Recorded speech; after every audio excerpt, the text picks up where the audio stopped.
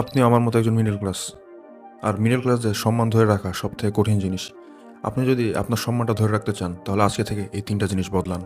Number 1, মানি boundary. যদি আপনি 25,000 টাকা বেতন পান বা আপনি ধরেন 30,000 টাকাই বেতন পান, আপনি সর্বোচ্চ 5,000 টাকা মানুষকে ধার দিবেন। ধরেন কোনো এক বন্ধু বা কোনো আত্মীয়স্বজন আপনার কাছে এসে 10,000 টাকা ধার ছিল, তখন আপনি তাকে বলবেন যে আমি এই মাসে সর্বোচ্চ 5,000 টাকা তোমাকে দিতে পারবো। এর দ্বারা কি হবে, আপনি তাকে হেল্পও করলেন এবং নিজের বাউন্ডারিটা ধরে রাখলেন। এটা বোকামি না, এটা স্মার্টনেস। দ্বিতীয়ত, আজ থেকে নিজেকে প্রায়োরিটি দিতে শিখুন। মিডল ক্লাসরা কী করে, অন্যকে খুশি করার চেষ্টা করে সবার আগে, এবং ধনীরা কী করে, আগে নিজেকে স্টেবল বানায় তারপরে তারা অন্যকে খুশি করার চেষ্টা করে।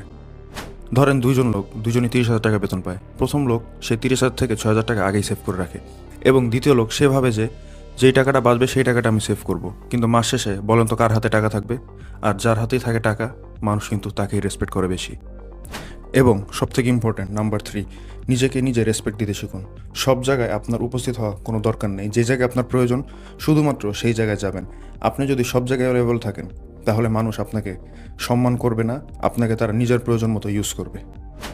সবসময় মনে রাখবেন, মিডল ক্লাস হওয়াটা সমস্যা না, সমস্যাটা হলো নিজের প্রতি নিজের কোনো বাউন্ডারি সেট না করা।